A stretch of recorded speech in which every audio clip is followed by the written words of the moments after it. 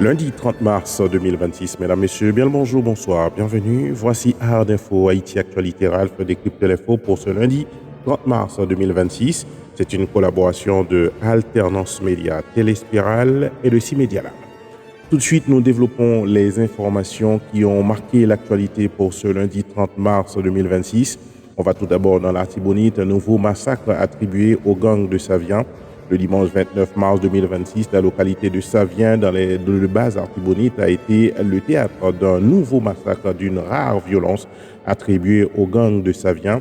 Selon les informations relayées par les habitants et des médias locaux, plus de 70 personnes auraient été tuées et plusieurs habitations incendiées lors de cette attaque survenue à l'aube, alors que la population se préparait à célébrer le Rara.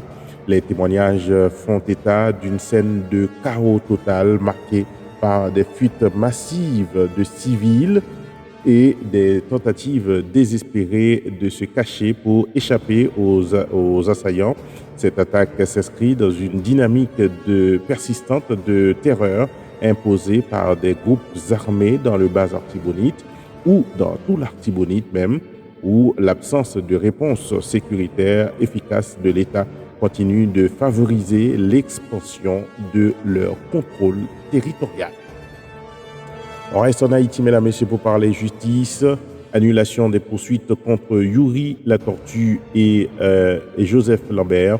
Dans un arrêté rendu le 11 mars 2026, la Cour d'appel de Port-au-Prince a annulé l'ordonnance de renvoi visant les anciens sénateurs Yuri La Tortue et Joseph Lambert, poursuivis pour de détournement de biens publics et entrave à la justice. La juridiction a jugé la procédure entachée d'irrégularités, notamment en raison d'une saisine prématurée du juge d'instruction. La Cour a également révélé des failles importantes dans les éléments de preuve, dont des rapports de l'ULCC dépourvus de signature, les rendant juridiquement irrecevables. Cette décision met fin aux poursuites dans ce dossier, tout en rappelant les exigences strictes encadrant les procédures en matière de corruption et de gestion de fonds publics. Et on continue à parler justice, mesdames, messieurs, à la direction de l'immigration et émigration, libération des cadres, poursuite de l'enquête sur les faux passeports. Le vendredi 27 mars 2026, le directeur de la direction de l'immigration et de l'émigration, Antoine Jean-Simon Fénélus, ainsi que 9 cadres de l'institution ont été libérés après leur audition au parquet de Port-au-Prince dans une affaire de vrais faux passeports. Une interdiction de départ a toutefois été émise contre eux afin de garantir la poursuite de l'enquête. Le dossier a été transmis à un juge d'instruction pour approfondissement. La défense conteste la base légale des accusations, invoquant le principe fondamental nullum crimen nulla moena sine lege et soulève des incohérences techniques sur le lieu présumé de l'infraction. Malgré ces contestations, le parquet maintient les poursuites et privilégie la poursuite des investigations. Et on reste en Haïti, mesdames, messieurs, pour parler du secteur pétrolier. Installation d'un conseil consultatif pour la régulation des prix. Ce dimanche 29 mars 2026, le ministre de l'Économie et des Finances, M. Serge Gabriel Collin, a procédé à la primature à l'installation du conseil consultatif chargé de déterminer les modalités de fixation des prix des produits pétroliers. Cette initiative stratégique traduit la volonté du gouvernement d'engager des réformes structurelles dans le secteur énergétique dans un contexte marqué par la volatilité des prix sur le marché international.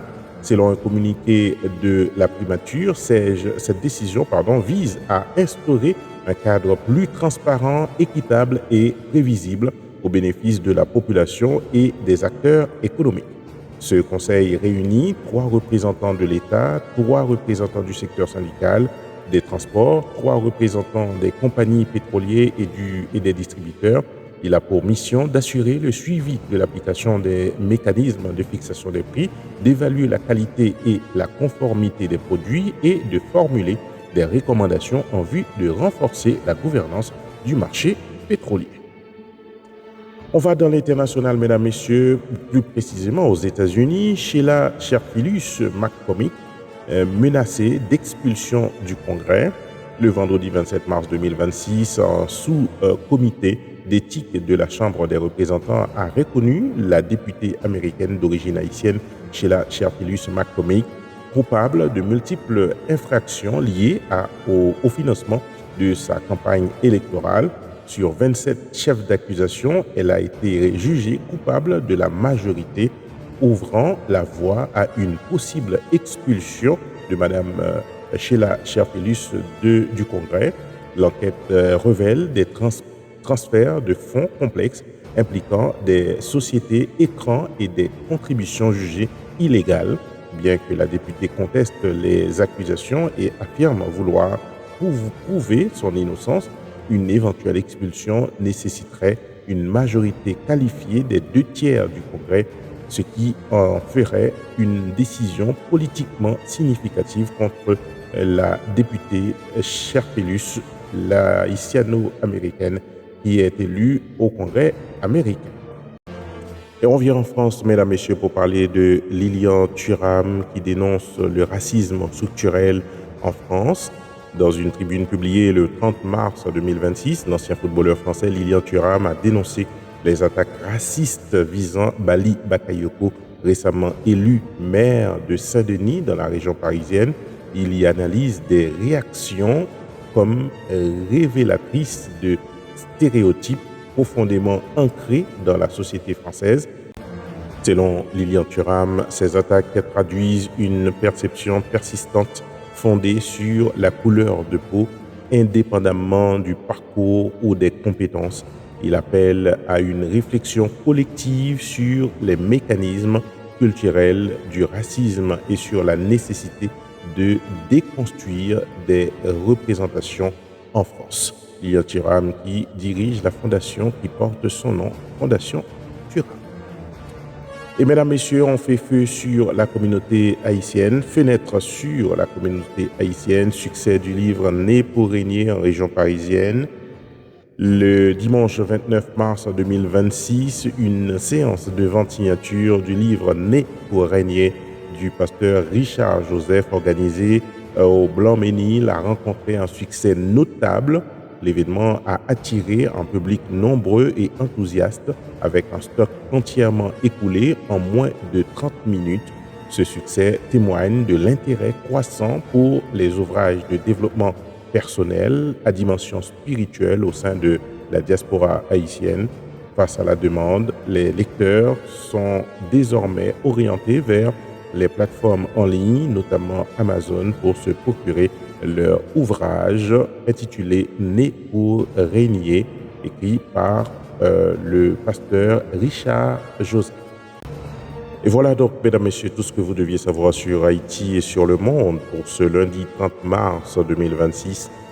Pour vous la présenter, c'est votre serviteur Alpes Siméon en collaboration avec Alternance Média, Téléspirale et C-Media Lab.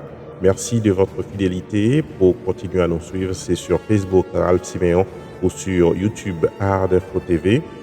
Je vous donne rendez-vous demain, mardi, pour une nouvelle édition Art Info. Merci encore de votre fidélité. À bientôt.